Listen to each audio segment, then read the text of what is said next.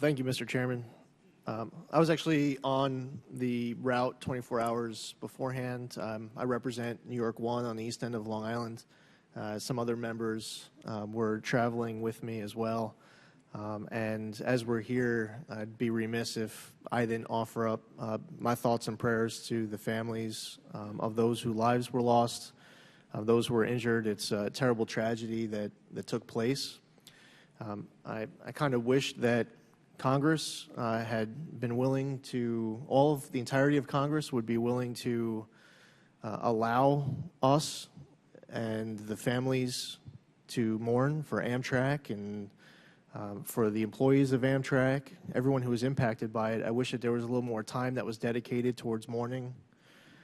Unfortunately, the next day, and I think it's pretty shameful and disgusting that not even 24 hours go by, and we have an entire party here in Congress that was blaming a potential future funding cut on an accident that happened yesterday. I mean, I've heard of spin, but this is a first for me. I mean, literally, you wake up the next morning, and instead of dedicating your day towards mourning the loss of those, the families that were so greatly impacted, you come onto the floor throughout these halls, and you stand in front of the cameras, and without saying my heart goes out to the family, without offering up any type of emotional remorse, because it's a terrible tragedy that impacts Amtrak, immediately you're blaming a potential future funding cut on an accident that happened yesterday. I would challenge anyone to find an example of this in history. And you couldn't even wait 48 hours to start with the politics. It started the next morning. The engineer was obviously traveling over twice the speed limit, and that's the reason why there's an investigation. It's very important to Amtrak that they finish the project of getting PTC operational, specifically on the Northeast Corridor. I know that this body passed legislation, being from the Northeast and knowing how profitable the Northeast Corridor and the Acela trains are.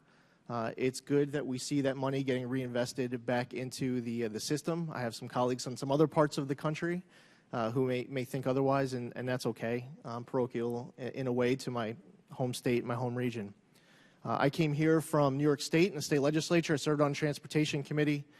The MTA, which is the nation's largest mass transit system for that locality, and we've heard the Metro North talked about and the Long Island Railroad, we found a way, Republicans and Democrats working together, to try to create a second track between Farmingdale and Ronkonkoma on Long Island for the Long Island Railroad.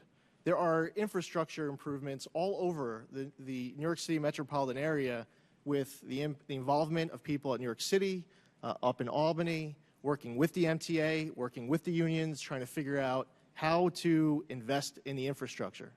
It's also important to note that Amtrak legislation that was passed by the House discusses the RRIF component that allows the MTA to apply for the $1 billion in financing.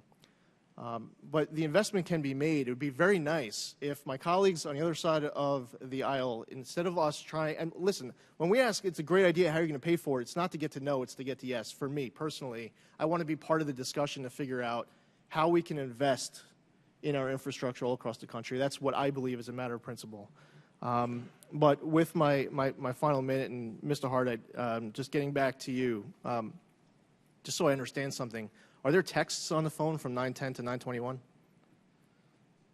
We know that there is text and voice activity that day. That's what we're trying to do, is narrow it down to specifically what time that day, so we can compare it with the. But the phone the phone itself, like when you look at the phone and you scroll through texts, it doesn't show a text from 9:10 to 9:21. I don't have that answer yet. We will have a timeline of that by the time we're done. Because I understand Ms. Comstock's frustration, and it seems like something that, if he gives you access to the phone, you look at the phone, and then you know the answer in 5 minutes. We were surprised by the complexity of it ourselves. Okay, and you can also bounce. And we're experts at this. The entire route, and I know you are, and the entire route has all these. You're getting cooperation from the cell phone companies. Yes. You have all the cell phone towers. It pings off towers. Yes. It really shouldn't be that hard. Just so you know, for the families, the real advocacy, the effort on your part to try to get answers. and Amtrak's efforts, and all of you who are here for that cause. The frustration on our end, too, is just on behalf of constituents and families who are eager. They understand when some things take longer than others, but maybe they just don't understand on this front why we don't have more answers as far as the engineer goes. Yield back the balance of my time, and thank you for being here.